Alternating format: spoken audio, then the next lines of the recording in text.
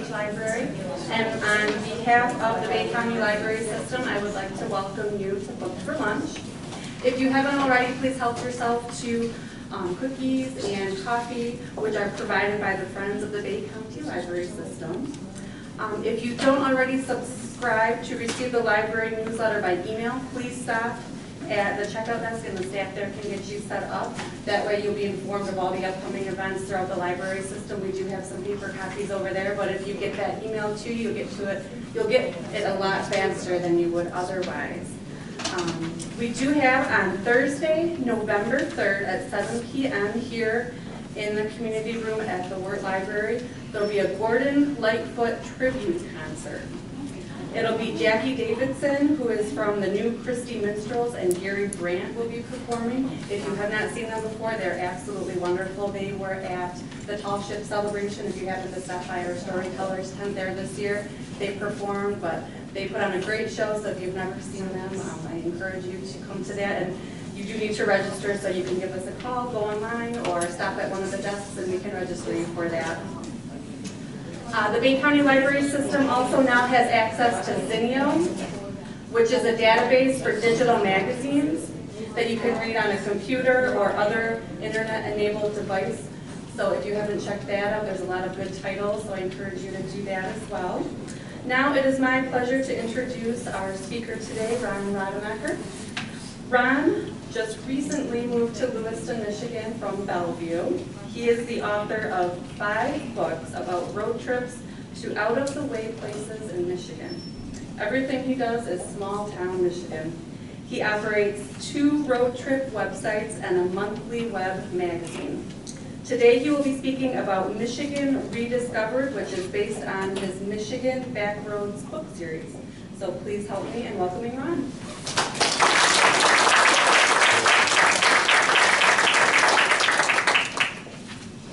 Can everybody hear me okay? Yes. Everybody should have gotten a book description page. Has my website on it, michiganbackroads.com. Very important website. That's where you can get all the information you're going to see today. Michigan Backroads has over 400 pages of road trips on it without ever mentioning the words Traverse City. And from there you can get to upnorthmichigan.com, which is where you can find all of my trails, scenic drives, color tours. They're linked back and forth together. Michigan Backroads has a map on every page. You can click on any part of that map, and it will take you to that part of the state, and you can see what I've done there. The books are all described there, and the prices, so I won't go into a whole commercial about that. I'll be glad to just, do that at the end. But I do have a question before I tell you about this program we're going to see today. Does anybody here have a birthday today? Nobody has what month? This is October. Anybody have a birthday in October? All right, is this the 13th? 14th. This is the 14th. Who's closest to the 14th? You're the 4th? 28th. 28th? 3rd. 21st. 21st. I think she's closest. Yeah? I'd like to give you a copy of my trail book for birthday present.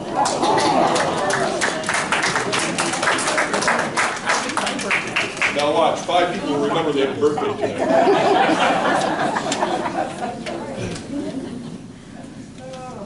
Okay, so I won't go through the whole thing. You can read the book descriptions. All these are very unusual books. They're all, I wrote every word. I've been to all the places. Everything is factual. I did all the photography.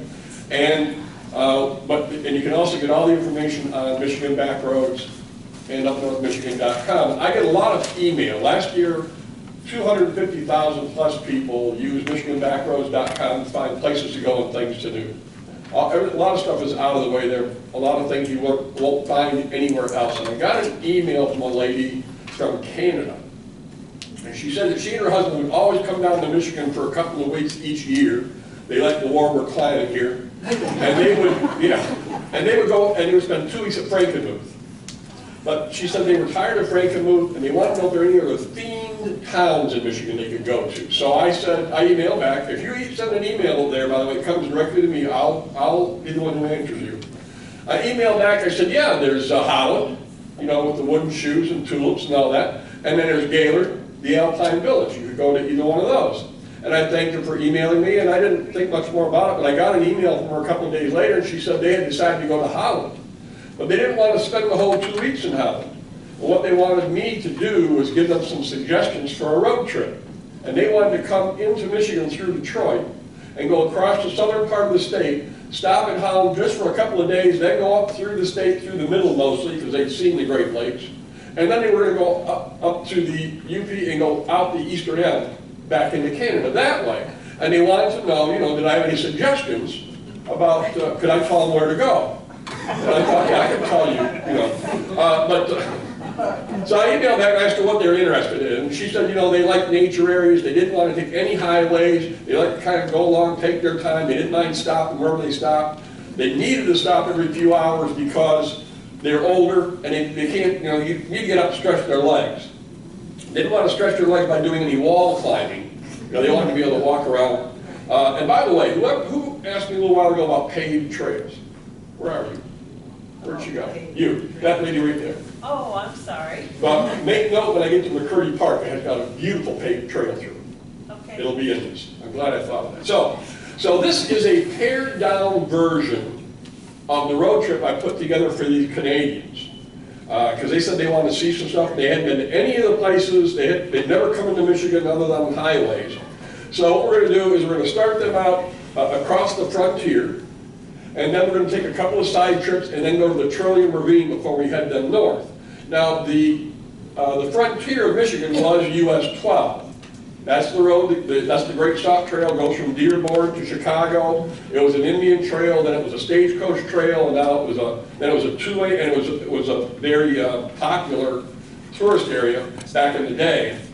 And we call it the frontier because when Michigan was being settled, everything below, it's not that bad. I think I started it. Everything below US 12 was considered civilized. And everything north of US 12, the Great Stock Trail, was considered the frontier, wilderness, and with bears and wolverines. And there are still people in foreign countries like Canada or Ohio who think that everything north of US 12 is still wild. And so we're going to take them across there. So they come in through Detroit, they get on US 12, and we're going to head them toward the Irish Hills. Can we bring these lights down any more off, or it'll completely block the room out? I want to be able to see these pictures. They can hear me, they don't need to look at me anymore, right? I want to be able to see the pictures.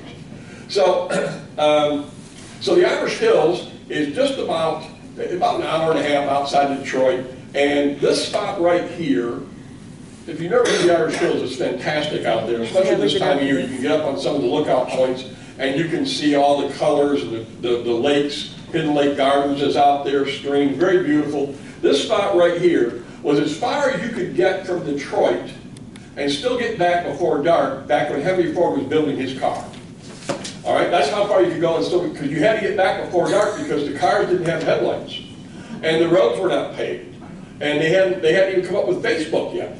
You couldn't, so you had to be able to go out and get back. Well, you could come out, and this was a great hill, it's still there, and people would come out. Well, the guy who owned the property saw all this going on, and he had the idea that he could build a little destination. So what he did, he built this tower right here, and he put out a few places where you could have a picnic, a couple of places where you could have a little fire, so you could make s'mores and things like that. And at the top of the tower, he put binoculars. So you could pay 20 cents or something. You could go all the way to the top with binoculars. You could see all the way out and really see all the beautiful color, take pictures. And it was an instant hit. Everybody loved it. And by word of mouth alone, his business grew and grew and grew. It was going on really, really well until about the third or fourth year it was discovered he'd made a terrible mistake. When he built this tower, he had built it only 10 or 12 feet from his neighbor's property line. His neighbor was a Republican. He saw all this work going on, and he decided there was money in it, so he built this here tower. And he built his tower a little bit taller than the first tower. And he cut the price just a little bit. He put 2 pairs of binoculars up there, stronger ones. And he put out picnic tables and fire rings. And so, all of a sudden now people are going to his instead of the first guy. So at the end of the season, the first guy, he improves his. And this goes back and forth for several years. In fact, locally, this was known as the Spite Tower, because every time the first guy did something to improve his, the second guy would, so he did it for spite. Anyway, that's how this, and eventually the first guy was able to buy out his neighbor, He leveled off the towers, put the catwalk up there. They do not look like this right now. We almost lost these. They had to take the tops off about 3 years ago because of water damage. But they are refurbishing them. I just went and looked at them the other day, and they've re-sided them, and these were saved by private citizens and historical society efforts, and one anonymous donor who donated most of the incredible amount of money it's taking. So the two towers will come back to us.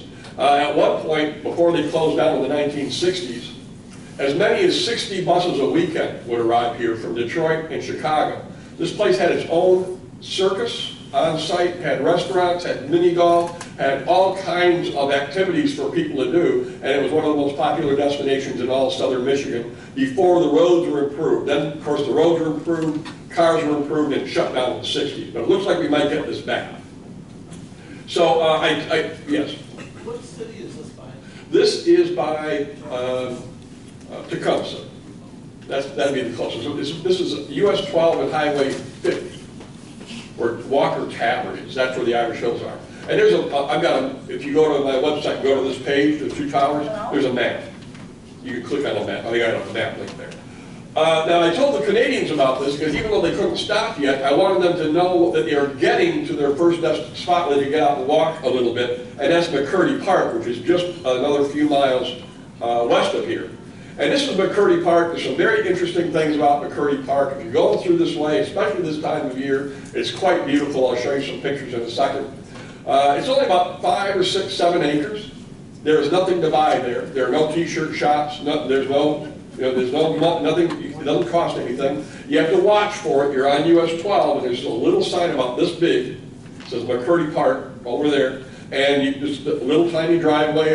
If you're anybody's motorcycle riders, the parking lot is dirt, but everything else is paved getting to it. Has a stream that goes through it. Across that stream are 17 bridges. Each of these bridges is different. Here's 2 of them. This is a rail bridge. This is an arch bridge. Here's a suspension bridge. There's another bridge back here. You can't see it very well because of our, there's nothing we can do with the lighting. Here is another one back here. Here's a thatched roof bridge. The interesting thing about these bridges is they're all the work of one artist, and they're all made of concrete.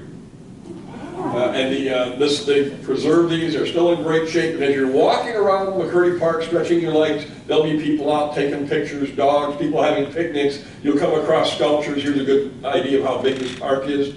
And you'll be going along, and you'll see here is the paved pathway that comes directly from the parking lot. And it goes all the way down to the end of the park and comes back. You can see all the bridges. So if you have maybe a stroller or you're on wheels, that's the way to go. You'll see these 2 tall white trees here. These are actually not trees. These are concrete chimneys that are serving a heating and cooling system for an underground Rathskeller and apartment that was built underneath this park. You see how big they are? Here's a guy taking a picture. So if you're down here on the pathway, you get down around here, and they're big garage door looking things. And there's still 1 or 2 windows that are there. You can look in, and the entire Rathskeller is still there. The way I was told the story is that when there was some prohibition in this part of Michigan, the people were operating this as a speakeasy, so people were in there partying up illegally, and the township found out and shut it down and locked it. So you can look in, the entire Rathskeller is still there, the oak and mahogany furnishings are all still there, the floor-to-ceiling fieldstone fireplace is still there. You can't see much, but it's all still there. They simply locked it. And this has been tied up now in court for about 40 years because they want to reopen this. And then you can't even see the part where there's an apartment and a 3-car garage, all built underneath this hill in McCurdy Park. And you can see the colors out here. If you are a bird watcher, in the springtime, this is a great destination for bird watchers. They have 2 of the largest purple martin houses in the Midwest. You can see how many holes are in this. Each of these purple martin houses will hold about 100 birds. And these are big. This will give you an idea how big they are. Here's the purple martin house, and here's the people. So very, very beautiful place. Great place to stop, especially if you're going across. If you decide to take this part of this trip, it's a great place to stop and stretch your legs. And you're not far from anything, but you have to watch for it because, again, there's no big billboards or anything telling you you're going to be going by McCurdy Park. So I'm going to take you on a little side trip. We're going to cross the St. Joseph River. I'm not going to go into this. I can tell you stories about history on this river for an hour, but we'll just keep moving here because I want to tell you about some historical events that took place. One of them took place here at the Menden Country Inn. This is the Wakeman House. This is in Menden, Michigan, on Route 60. You can check and see if they're open. They keep opening and closing and opening and closing. They have financial problems, but this has been there since stagecoach days. This was a stagecoach stop. And in my mind, one of the most interesting events in Michigan history took place in this inn. One day when the stagecoach came, it stopped. They refreshed the horses. They had 4 or 5 guys traveling. And one of these big storms we have in Michigan came up, downpour, and turned the 2-track, just the dirt road into a quagmire, and they couldn't move the stage. So these guys were trapped in the Menden Inn. At the same time, there was a young lady from a local family who was an equestrian. She was quite a horseback rider. You can look up her name. Maren Tett was the last name. She was actually qualified for the Olympics. That's how good she was. She was exercising one of her horses near here when the storm broke out. She took refuge at the Wakeman House. And it was downstairs is where the entertainment rooms were, restaurant, bar. Upstairs is where all the rooms were. Well, they were going on and on. The storm went on and on and on, and everybody was kind of trapped in there. It got dark. They turned on the kerosene lamps. Everybody's bored, so they decided they're going to play a little poker. And they didn't play Texas Hold'em like everybody plays today. The game they were going to play was a form of stud, and one of the rules was if someone made a raise that you couldn't cover, you had to fold. So whatever you had in the pot, you would just lose it. So it kind of kept people from making stupid bluffs in case somebody raised them, then they couldn't cover, they'd lose all their money. Well, this young lady was a good poker player, so she sat in with these 4 or 5 carpetbaggers, and they're playing along, and she was very good at reading people. She could tell what kind of betting they were doing, what kind of cards they had just by reading them. And late in the evening, she looked down and she knew that this is the way things were going, she had the best hand at the table. But she didn't want to scare them away because she figured this was the time to skin these guys. So she made a little bet. The guy to the left of her raised her. The guy to the left of him raised him. It went around, she called, and this raising kept going on. She was just delighted because she knew she had these guys. And then one of the guys made a bet so big she couldn't cover it. She didn't have enough money with her. And by the rules, she now has to fold and all her money's in there. Well, she gets very upset and says, this is not right. You guys know I've got you. You know I've been reading you. You know I've got you. I've got the best hand. And you only made that bet so that I couldn't keep playing. The guy said, well, that's too bad, lady. You knew the rules when you got in, and that's just the way it is. And she said, I'll tell you what I'll do. I'm so confident that I've got the best hand. You guys let me stay in this pot. And if I don't have the best hand, I'll go out and get my horse, and I'll do a Lady Godiva right down Main Street. Well, the guys, they talked this over for 4 or 5 seconds, and they said, here, go ahead and take that guy. And so everybody turns their cards over, and lo and behold, sure enough, she does not have the best hand. She only has the second best hand. She's completely blown the reed, and she slams her cards down and storms out saying things that I can't repeat, in polite society. The guys are all laughing, splitting up the money. They know they'll never see her again, but what actually happened was about 15 minutes later, there was a tremendous clatter. Here she came riding her horse right through this door, wearing nothing but a smile, right into the poker room, and paid off her bet. So now I'm going to take our Canadians across to the Trillium Ravine before we head north. This is out of season for the Trillium Ravine, but you might want to write this down for when spring comes, because winter is going to be coming, and we're going to all have cabin fever and want to get out. And when you see the first trillium bloom down by the river, or anywhere you see it, what you do is head down, get down on US 12, and go all the way over 131, over by Buchanan. And I believe it's exit 5, it could be exit 7, you can't miss it. And you get off and you find Geyer Road, G-E-Y-E-R, and you follow Geyer Road around, and you're going to go and you're going to be saying, man, that guy Ron's crazy. It can't be here because it goes through these big housing developments and great big mansions. Like, just keep going, and eventually it'll come down to a bottom, and it'll dead end, and on your right will be a sign like this. This is the part of the state we're down in, right down here. You follow that around, and you have to pull off the side of the road, so there's no real parking there, and there's no real pathway there, so have good shoes. And when you get out of your car, this is what you'll step into. And you'll be in a woodland, and you won't be able to see it, but if you follow the main pathway back through all these doggone trilliums, and over here, there's a ravine right here, and it goes down about 50 feet. It's about 50 feet wide and about 150 feet long, and there'll be about a 10 or 15 degree temperature difference, and it'll be completely covered in trilliums. Every inch of it, and other wildflowers as well. So if you have, Helga makes me take her to the Trillium Ravine every couple of years. When she speaks to me every couple of years, and it's always take me to the Trillium Ravine. It's fantastically beautiful. If you have some people keep books on wildflowers. There are 2 trilliums that bloom in this ravine. It's the only place in Michigan they bloom. One of them is a clown trillium, and I believe the other is a toad trillium, but it might be a pear trillium. I can never remember. But all this information is on my website, so you can look it up, show you right where it is, how to get there. So, and this only lasts, trilliums only last for about 2 weeks, 3 weeks maybe. So when you see the first trillium here, this thing will already be in full bloom. And it'll be time to go.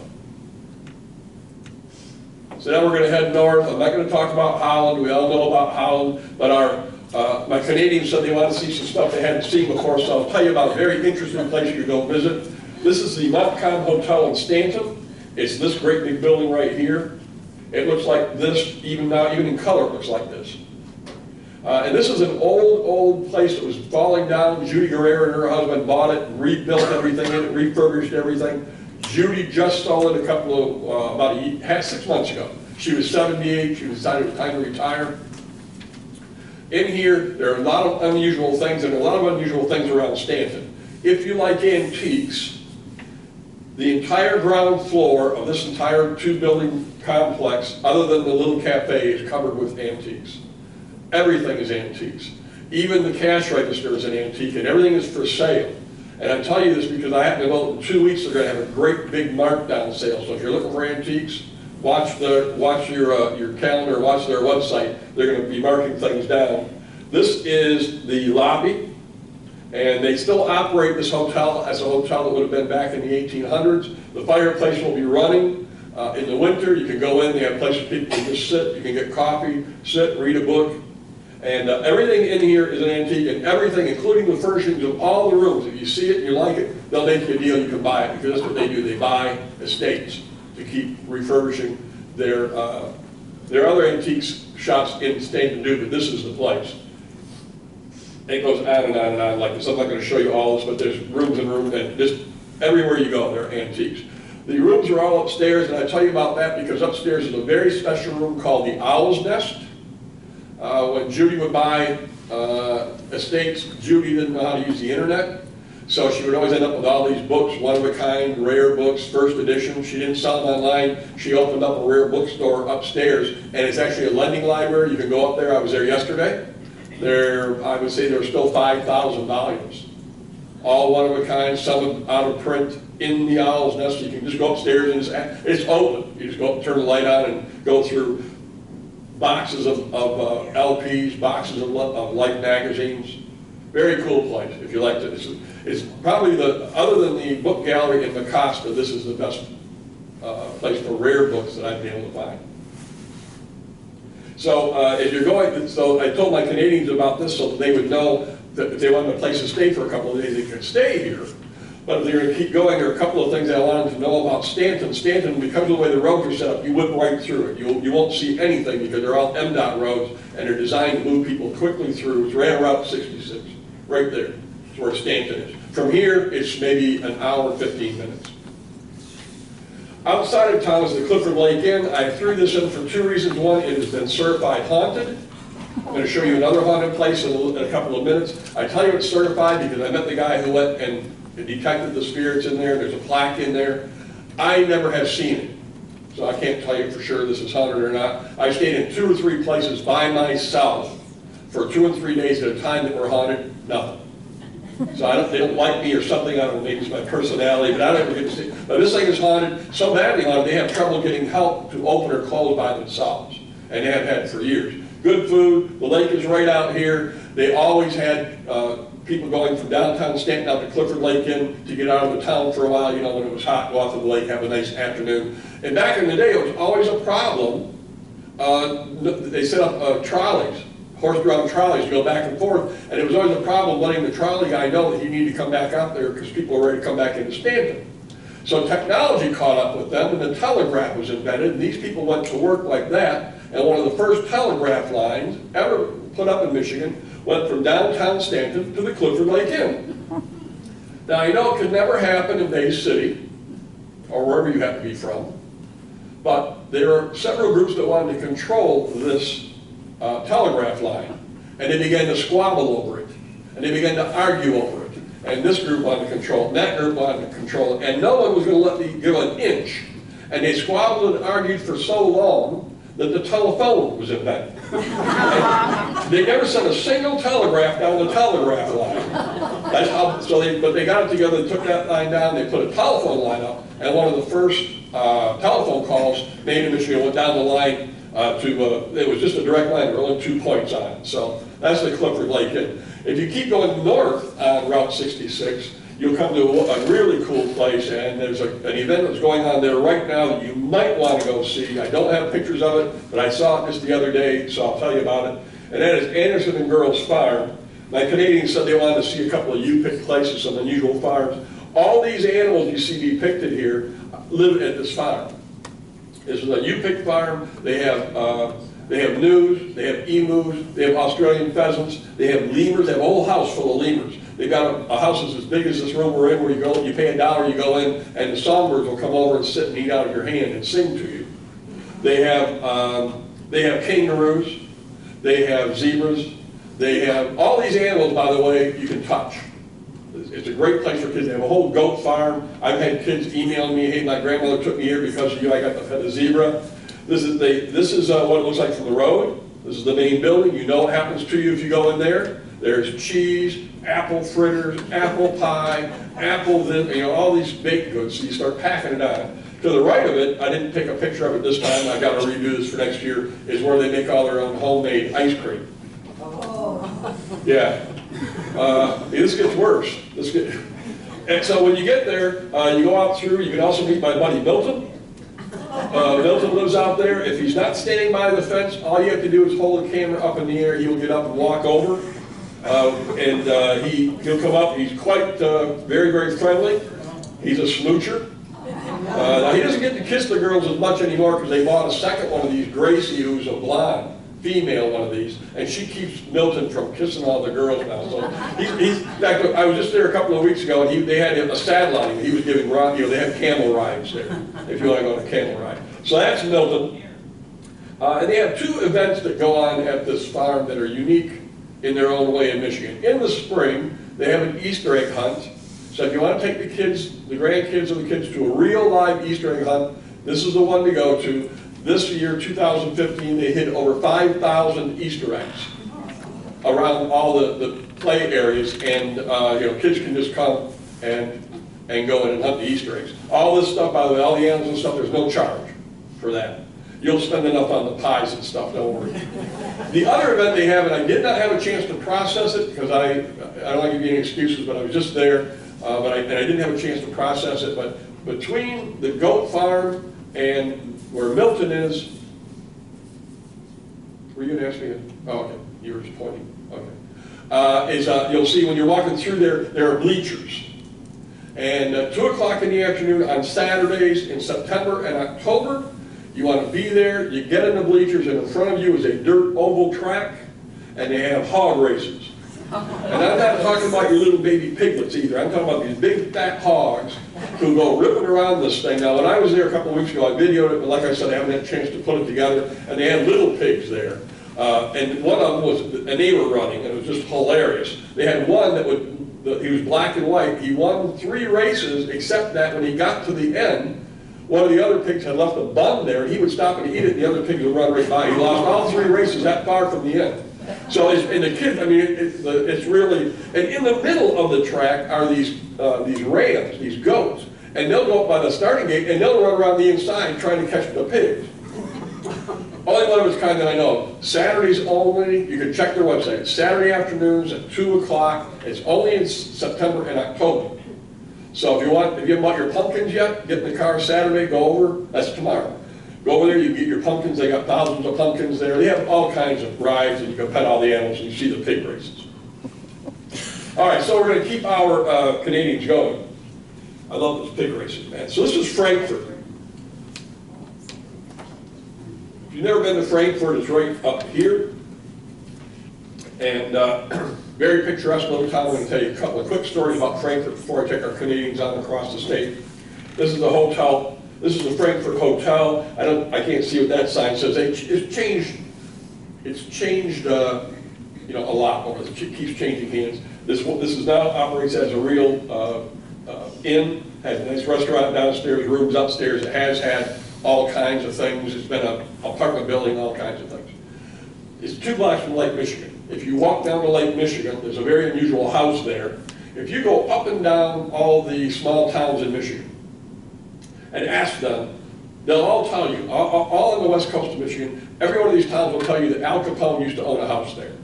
By my calculation, Al Capone owned 347 houses. But he owned one here, and when you walk from this down to Lake Michigan, you'll be able to tell which house is his. Then you can go right over to City Hall, and the deed is right there. Al Capone owned that house. He also owned a piece of the action in this hotel, and he dug a tunnel from his house underground 2.5 blocks to the basement of this house. They would bring the booze in from Chicago, take it down the tunnel, and they had a speakeasy there. And you could party it up during Prohibition with illegal booze. He was a smart man. He also had an employee who worked in City Hall. So he knew 2 or 3 days in advance when there was going to be a bust.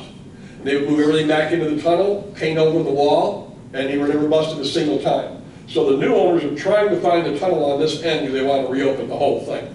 This place is also haunted, and this one is badly haunted. I stayed there for 3 nights one time.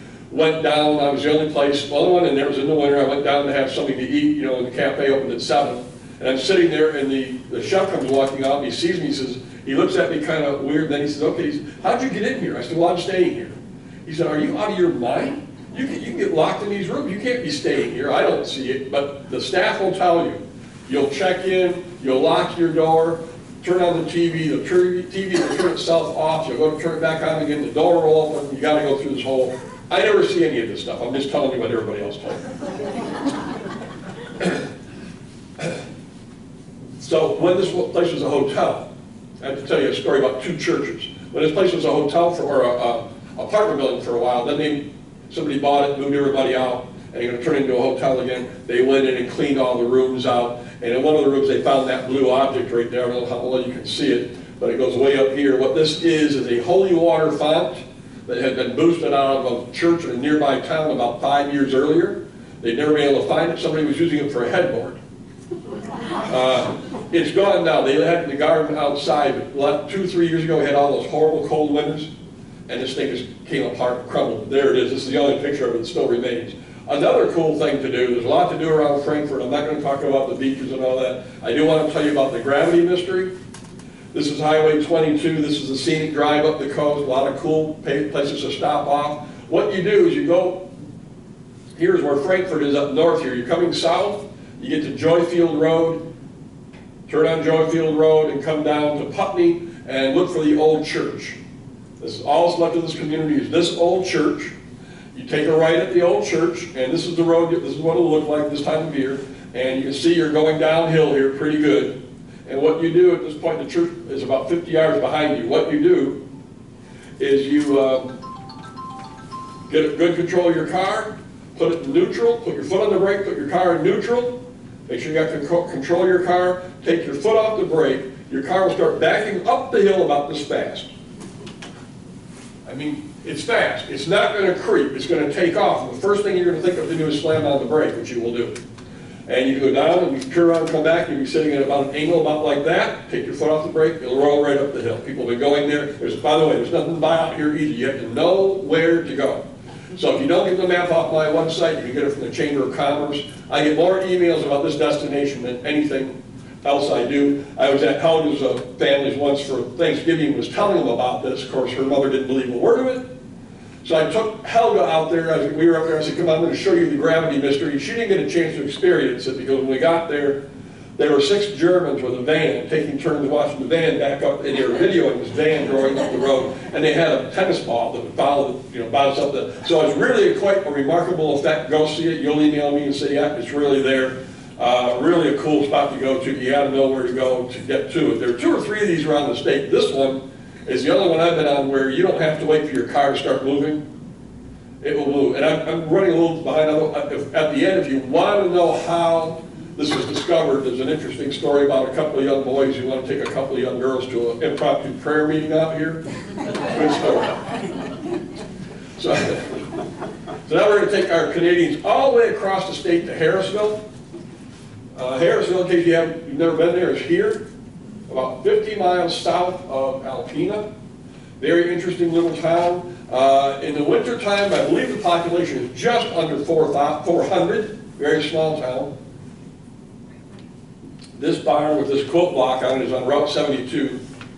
That's how you know you're getting close, or you can go right to the coast to get there. These quilt blocks this is the first quilt block trail that was established in Michigan. You can get a map downtown and take you all through Alcona County, all these historic buildings with all these giant quilt blocks on it. They're now extending that through other counties. They're going to have a quilt block trail that goes from Lake Huron to Lake Michigan. That's their plan. So if you're a quilter, this is a great place to go to see some designs and some ideas. The town is unusual. Most everybody knows that the largest arts and crafts street fair in Michigan is the Ann Arbor Street Fair. That's the biggest one. What many people are unaware of is the second biggest one is in Harrisville. This town of I just was talking to the Arts Council. This year they had over 350 artist booths there.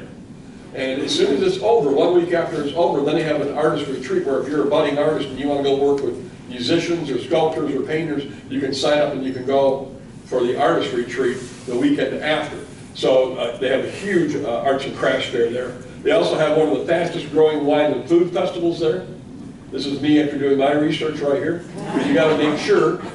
This is an unusual festival. It lasts for 1 day. It starts at 10 in the morning and it's over at 6 in the afternoon. There's a waiting list of chefs and vintners and brewers to get into this. So you got to plan way ahead because there's no place to stay within about 30 miles because all the chefs and all those people have taken up all the lodging for this. But it's really worth it to go to because for us it is, because this year first it was $15 and you got to go into the park where they have it and sample everything. So it was $15 for the whole thing for the people. I don't know how the outfits make it, but even Shorts, everybody's heard of Shorts, the big brewer, he's still on the waiting list. So it's a really cool kind of a festival they have in Harrisville. They have 2 mysteries I'm going to tell you about very quick. And if you want to go on a color tour, this is a good place to go. This is Negligon State Park. I took this picture probably 3 years ago, right after we had a hard frost. This is the last unimproved state park in Michigan. There are 2 mysteries inside this state park.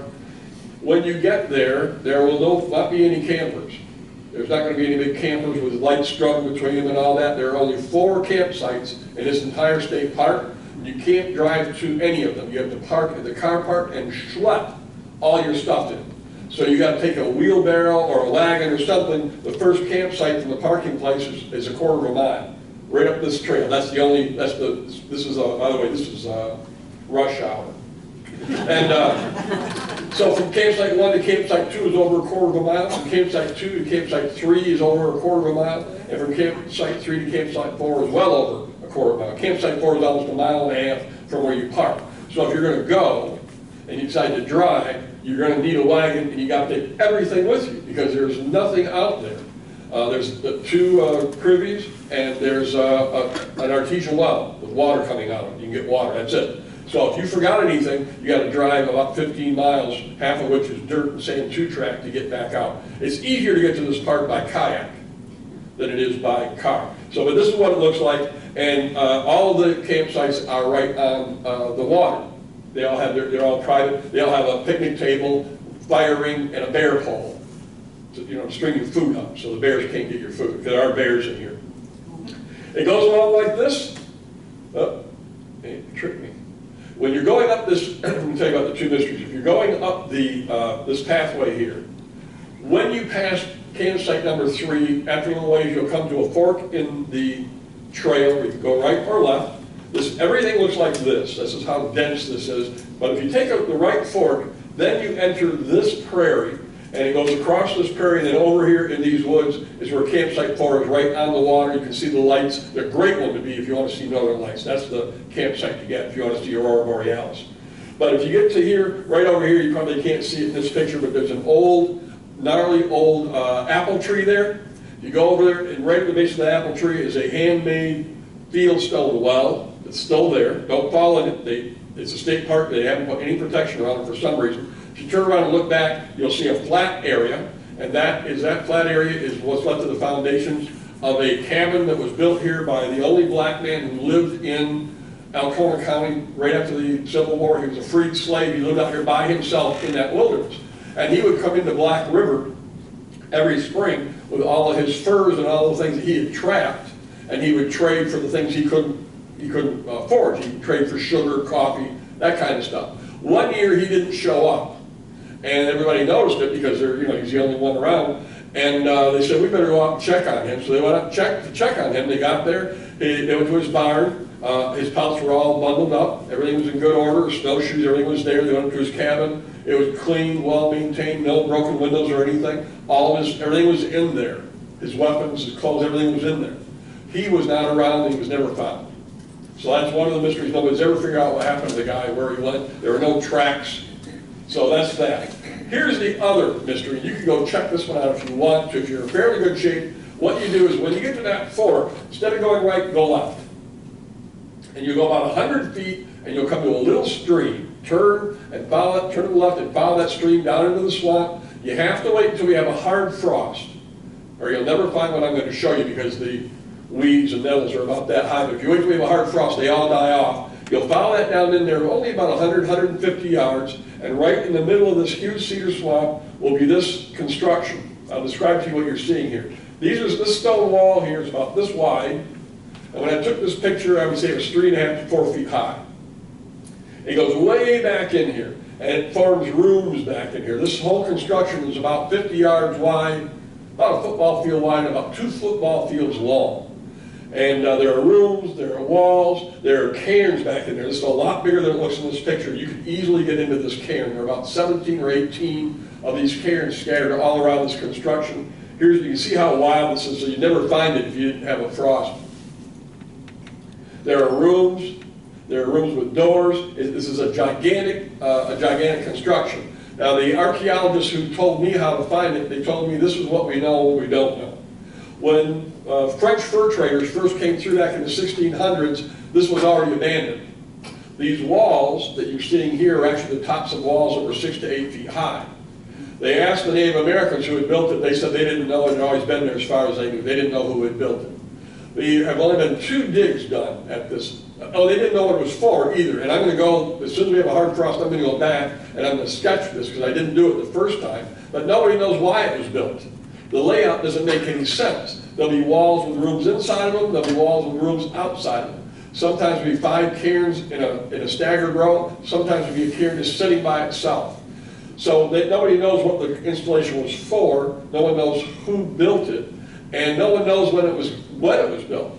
They've done a couple of digs here, nothing extensive, but they've done a couple of small digs, and they've found no artifacts here of any kind. No stone tools, not even a place where somebody built a fire, no bone needles. It's just a mystery.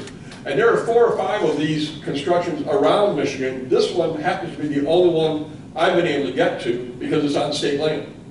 And so they can't prevent you from going to it. But if you want to go check it for yourself, you might want to do it this year, because Negligon State Park has just been designated as an international dark sky park, and which means that no construction can go on there, so there'll never be any more light pollution. But I don't know how much they'll let people go just tramping off in the woods. I don't know how much they get into, how much development they're going to do because it's a dark sky park. They may do nothing, but that just happened this year. So we have 4 of those dark sky parks in Michigan now.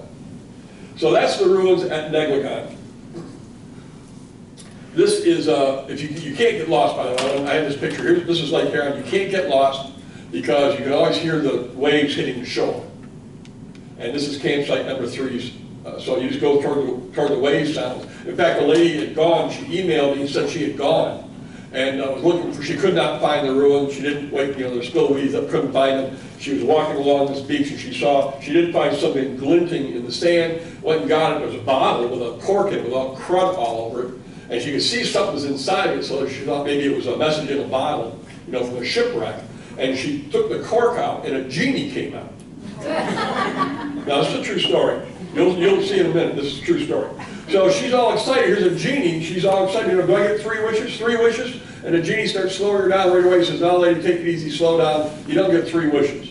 I've been in this bottle a long, long, long time, and we've had all kinds of problems, so we've had to downsize, you know, we have this climate change thing going on. We had sequester a little while back, we got Republicans and Democrats all over the place, we got unemployment, you know, we've had to really downsize a lot. So you get 1 wish, make it a good wish, you get 1. She says, all right, I can go with 1 wish. She said, I'm an old hippie from back in the 60s and 70s. I've always wanted world peace.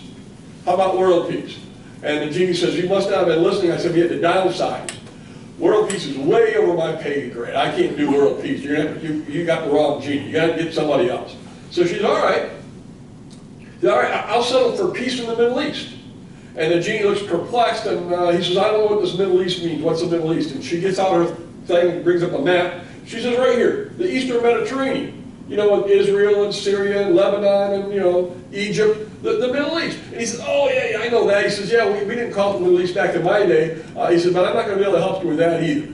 These people have been fighting over the same stuff for thousands of years. They're fighting over oases, they're fighting over camels, they fight over sand, fighting over virgins. You're going to have to pick something else that's above my pay grade. So she's getting kind of upset with this cut-rate genie she's hooked up. And she says, all right. I've been getting on in years. She says, it's been a long, long time since I had a man in my life. I think it's time that I had a man in my life. Can you conjure me up a good guy? And the genie says, sure, I can do that. He starts rolling up his sleeve. She says, hold on, I got a list here of what I want, the kind of guy I want. And the genie says, all right, tell me what kind of guy you want. He says, well, she says, look, he should be a good-looking guy. He should have some good social skills. You know, he should be carry himself well, dress well. I don't want some guy who's always fighting with my mother. You know, she get along with my mother. And I don't want some guy who's always out in the saloons, shooting pool, and watching football, drinking beer. He should be happy staying at home with me. We can cuddle, and we can watch romantic comedies, drink white wine. And she says, oh, and you know, it wouldn't hurt at all if he helped around the house a little bit. You know, maybe he could do the carpets, he could do the vacuuming, and it'd be nice if he at least knew which way to store the toilet seat. You know, that'd be great. And the genie's, he's not. And she says, you know, the genie said, is that it? She said, no, there's just a couple of other things. She said, it'd be great if this guy was a gourmet chef. He could cook us fantastic meals. That way he would know what wine we would want, and he could go to the market and buy the food because he's going to cook. So he could, you know, he should be a gourmet chef. And then the genie said, all right, anything else? She said, yeah, just a couple of things. I want this guy to be really good looking, keep himself in shape, and it wouldn't hurt one bit if he had just oodles of money. And the genie says, you know what, lady? If you don't mind, could I have a look at that map of the Middle East? Told you the true story. I'm not going to find that guy. Well, I was that guy at one time. All right, so now we got to keep the Canadians. I got to keep the Canadians moving. So I had heard about the Aura Music Jamboree. Couldn't find it. Had heard that over 5,000 people would go to the Aura Music Jamboree. It's a Finnish folk music jamboree held in the Upper Peninsula. This is an actual photograph from it. These guys are obviously having a good time. I'm going to show you where Aura is. Here's Aura right here. Now, I couldn't find it when I went up there. This is Lance. This is the Keweenaw Peninsula. Here's Aura right here. Here's Paquaming. Henry Ford had a place there. So I couldn't find this road. I don't have a GPS in my vehicle. I don't have an atlas. I get lost a lot, so I find some of this stuff. So I went back to the Visitors Bureau and I introduced myself and I said, I can't find this road. I want to get up, this is in November, so I want to get up to Aura. And they said, oh, well, don't follow the highway. They said, when you get to this curve here, just go straight down the hill and you'll come to a dead end, turn right, and then follow that paved road, and you'll always come to places where there'll be stop signs, and 2 ways will be dirt, and 1 way you can go will be paved. Always stay on the paved until you come to a stop sign where all 4 ways are paved. That'll be Aura. Great, thanks. So I get ready to leave. They said, well, why are you going up there? I said, well, I want to go talk to them about this Finnish music jamboree I'm thinking about putting in one of my books. And they said, well, you know, there's nobody there. This is November. I said, well, yeah, I know that. I know they have it in July. I'll just talk to the people in the town. And they said, no, there's no town. All there is in Aura is a stop sign. I said, well, you know, I said, what are you, how can you have a, they said, well, the people at the township hall put it on. I said, well, I'm going to talk to the people at the township hall. They said, no, you're not going to do that either. They only open the township hall 2 or 3 weeks before the festival, and then they close it again after the festival. They have one meeting in the year, you know, just to, you know, plan when they're going to open it again. I said, well, they said, you need to go talk to Glenda Hilton. Her family settled that area, and they still put it on. I said, great. How do I get there? And they said, what you do is you follow that road. When you get to the stop sign, back up 50 feet. And there'll be a driveway there. It'll just look like a 2-track. That's her driveway. You drive down there, her house and outbuildings, her barns and stuff, knock on the door, she'll tell you all about it. I said, well, could we call her first? You know, I hate to just go knocking on somebody's door in the middle of the woods. And they said, no, you can't call her. You can't call her. They had a big storm up there a couple of nights ago. All the telephone lines are still down, and Glenda doesn't use, the power's out. She doesn't have a cell phone. They tell her she's nice. Knock on the door, she'll be nice. So I drive up. We keep going, finally come to where there's 4, turn right, go down, yep, there's a beautiful township hall. And so I go back to the stop sign, come back 50 feet, driveway, down the driveway, nice house, barns, everything nice. I get out, I go up and knock on the door, it's about 10:30 in the morning, bang on the door, no answer. Oh, man. So I banged on it again because they said she was a little older. I thought maybe she couldn't hear me, nothing. So I went and checked the barns. So I figured then I missed her, the car that passed me going back the other way, one car did, it must have been her, going into town. So I get back in my car, and all of a sudden I hear this voice say, can I help you, young man? And I turn around, and here's this little lady about that big, wearing a little teddy nightgown, and these great big knee-high fur boots. It's cold out, it's like the middle of November.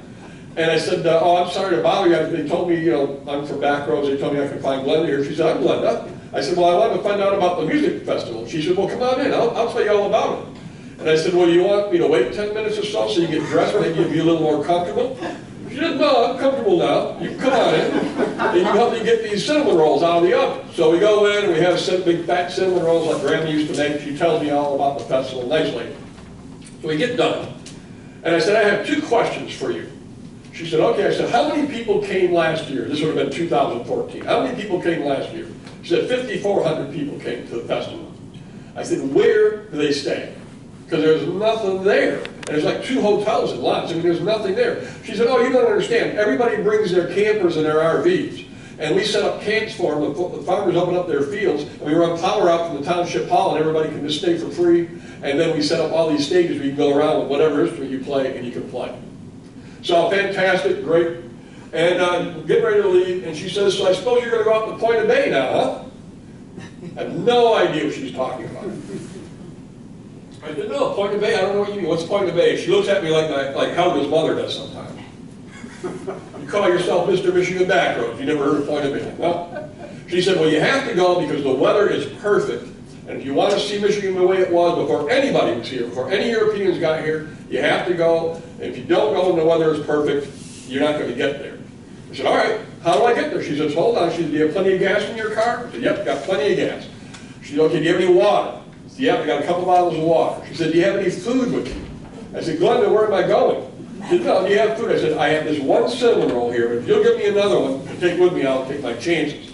All right. She said, what you do, you obviously don't know your way around the state, but I'm sure you can find the stop sign again. Go to the stop sign and turn left this time, and a half a mile down the pavement will end, and on your right will be a snake trail, a 2-track. Take that. She said, but be very, very careful. There's going to be fallen branches because of the storm, and whatever you do, if you see water sitting, it's not a mud puddle. It could be this deep, especially if there's a little tip of a rock sticking out of it. Go around it or get out and test it, because if you crack an axle back out there's no cell service out here. And it's 11 miles, so be careful. That's why she wanted me to have the food and everything. So I went. This is Point of Bay right here. And so from Aura, it's only 11 miles, but it took me an hour and 20 minutes the first time. That's how bad the road is. The second time I went, it was even worse than that. You get to the end, and there's nothing there as usual. There's a car parked there, 2 really, really vintage privies. I mean, really vintage outhouses, you know, like we grew up with. Are out there. And then you can take tracks through the woods. There are 3 trails you can go through the woods. I took the short one last time. And then you get out, and this is where you are. You're out here on the point, and this is Lake Superior. This is how rough it is, so it's recommended you go with somebody. You're about 12 feet above the lake. This is the actual point. These are the islands out here. These are the Huron Mountains. So from here to your right, you can see the Huron Mountains. To your left, you can see the Keweenaw Peninsula. There's absolutely nothing else out there. I've never been able to go in the winter at night, but I bet the light pollution is zero. This will give you an idea. Now you can see it's pretty rough. There are deep cracks. I've never seen anybody else out there. Last time I went, when I took the trail back, there was a bear track that hadn't been there when I walked out. So this is what Point of Bay looks like. Really, really fantastic spot. If you can, you're in the shape to get back there. You won't see anything like it anywhere else. And you can walk back along here to get back to the car park. It's a much shorter way, but you will get wet. It is slippery, but pretty fantastic. So this is where I left our Canadians. And they got there and emailed me that they got there. Now I know that I've got about 2 minutes left, so I want to take you guys one more place. Do I have 2 minutes left? I'm going to take you one more place, and you'll want to write this down for next fall. It's too late now, but you'll want to write this down. I want to tell you about Stonington Point. If you've never been to Stonington Point, it's worth going to. I'll show you. This is what it looks like in the winter time. This is halfway between Manistee and Escanaba, right off Route 2. You'll be going on Highway 2, and you'll see a little brown sign that says Stonington, Route 513, with a lighthouse on it. That's 17 miles. You go down that road. Now 16 miles are paved. And you can park at the end if you don't want to take your car on a dirt road. The last mile is dirt, and it's through a cedar swamp. It's a good road. You're not going to get wet or anything, but it is, it is dirt. So if you've got a really fancy car, you want to get out and walk. You walk back, and this is what you're going to come to. That's a 3-story lighthouse that's abandoned. It's open. You can go right up to the top. There are nice interpretive signs around. They're going to explain what I'm going to show you on the next slide. Nice places to have picnics, all that. And if you go up to the top of the lighthouse, you're looking down along the water, you're looking right down Green Bay. Now, if you go during the last 2 weeks of September, or the first 2 weeks of October, maybe a little bit on the fringes, but really that 4-week window is where you want to, when you want to go, and you want to have a couple of days, because you'll get out of the point, and if you're lucky, all these trees and the lighthouse and all the bushes and everything around there will look like this. These are monarch butterflies. This is one of 2 places in Michigan where monarch butterflies gather in the tens and tens of thousands in preparation for making their winter migration to the mountains of Mexico. They do it every year. They only gather here these 4 weeks. And there are big signs that show you where all the places they're coming from northern Canada and the Arctic. The 2 days before this picture was taken, I was there talking with the DNR, and she was there counting butterflies, and there were 8. And they had been there in a swarm the day before, and then they were gone, and 2 days later, it was just like this again. So it happens regularly, but you can't tell what day, and it doesn't do any good to call the DNR because they don't know. So these things take off, they fly down to Mexico, and there'll be a lot of them. This is a radar image that was taken September 15th last year over Illinois. Those are monarch butterflies on this migration. One other interesting thing about these butterflies, that they make this annual thing every year, then when winter up here is over, they come back, and they'll stay up here all summer long, and then this whole thing happens again. Well, monarch butterflies don't live more than 6 months, ever. Some of them only live a month or so, which means that none of the monarch butterflies that gather at Stonington Point each fall have ever made this trip before. But they all know how to do it. So there's like 12 mysteries in the world that science has not been able to solve yet, and that's one of them, is how that is passed on. That this is when to gather, and this is when to go. They don't even know why the swarm will take off. They don't know if it's a wind change or a magnetic field change or something like that. But you can go, and the thing I made a mistake, when I went and did this, I didn't go back with my video camera and video them when they take off, because they'll land on you. When you're walking through, they come over, land on you, all these. So if you like monarch butterflies, that's the place to go.